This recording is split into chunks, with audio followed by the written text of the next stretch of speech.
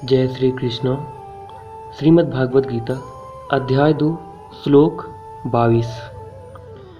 वसांसि जीर्णानि यथा विहाय नवानि गृह्णाति नरोपराणि यथा शरीराणि विहाय जीर्णान्यानि संयाति नवानि देहि। शब्दार्थ। वासांसि वस्त्रों को, जीर्णान पुराने तथा फटे, यथा जिस प्रकार, विहाय त्याग कर, नवानि नए वस्त्र, गृह्णाति ग्रहण करता है, नरो पराणी, ये दो अलग अलग शब्द हैं।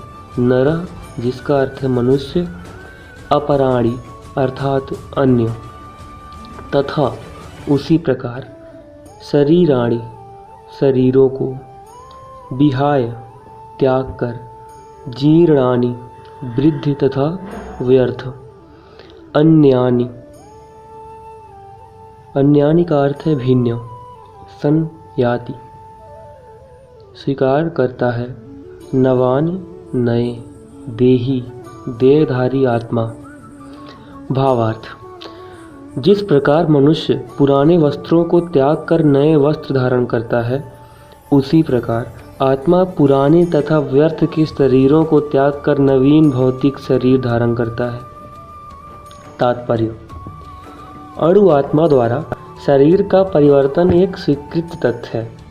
आधुनिक विज्ञानिजन तक जो आत्मा के अस्तित्व पर विश्वास नहीं करते, पर साथ ही हृदय से शक्ति साधन की व्याख्या भी नहीं कर पाते, उन परिवर्तनों को स्वीकार करने को बाध्य हैं जो बाल्यकाल से कौमारावस्था और फिर तरुणावस्था तक वृद्धावस्था में होते रहते हैं। वृद्धावस्था से यही परिवर्तन दूसरे शरीर में स्थानांतरित हो जाता है। इसकी व्याख्या एक पिछले श्लोक में 2.13 की जा चुकी है। अणु आत्मा का दूसरे शरीर में स्थानांतरण परमात्मा की कृपा से संभव हो पाता है। परमात्मा अणु आत्मा की इच्छाओं की पूर्ति उसी तरह करते हैं जिस प्रकार एक मित्र दूसरे की इच्छा पूर्ति करता है। मुंडक तथा श्वेताश्वतर उपनिषदों में आत्मा तथा परमात्मा की उपमा दो मित्र पक्षियों से दी गई है जो एक ही वृक्ष पर बैठे हैं। इनमें से एक पक्षी अणु आत्मा वृक्ष के फल को खा रहा है और दूसरा पक्षी कृष्ण अपने मित्र को देख रहा है। यद्यपि दोनों पक्षी समान गुण वाले हैं, किंतु इनमें से एक भौतिक वृक्ष के फलों पर मोहित है, किंतु दूसरा अपने मित्र के कार्यकलापों का साक्षी मात्र है। कृष्ण साक्षी पक्षी हैं और अर्जुन फल भोक्ता पक्षी। यद्यपि दोनों मित्र सखा हैं, किंतु फिर भी एक स्वामी है और दूसरा सेवक है। अणु आत्मा द्वारा इस संबंध की विस्मृति ही उसके एक वृक्ष से दूसरे पर जाने या एक शरीर से दूसरे में जाने का कारण है।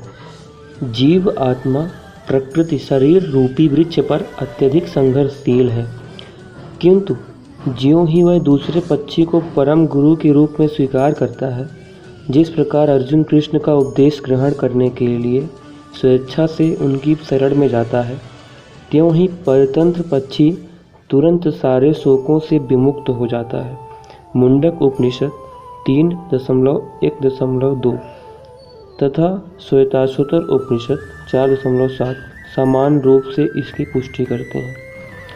सामान्य वृक्ष पुरुषो निमग्नो अनिशया सोचति मुहामाना जुष्टम यदा पश्यत्य न्याय में समस्य महिमान मिति बीत शोका।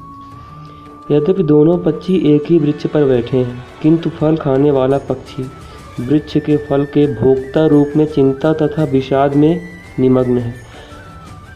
यदि किसी तरह वह अपने मित्र भगवान की ओर उन्मुख होता है और उनकी महिमा को जान लेता है, तो वह कष्ट भोगने वाला पक्षी तुरंत समस्त चिंताओं से मुक्त हो जाता है। अब अर्जुन ने अपना मुख अपने शाश्वत मित्र कृष्ण की ओर फेरा है और उनसे भगवत गीता समझ रहा है। इस प्रकार वह कृष्ण से श्रवण करके भगवान की परम महिमा को समझकर शोक से मुक्त हो सकता है। यहाँ भगवान ने अर्जुन को उपदेश दिया है कि वह अपने पितामह तथा गुरु के देहांतरण पर शोक प्रकट न करे, अपितु उसे इस धर्म युद्ध में उनके शरीरों का वध करने में प्रसन्न होना चाहिए, जिससे वे सब विभिन्न शारीरिक कर्म फलों से तुरंत मुक्त हो जाएं। बल वेदी पर या धर्म युद्ध में प्राणों को अर्पित करने वाला व्यक्ति तुरंत शारीरिक पापों से मुक्त हो जाता है और उच्च लोक को प्राप्त होता है। अतः अर्जुन का शोक करना युक्ति संगत नहीं है। जय श्री कृष्ण।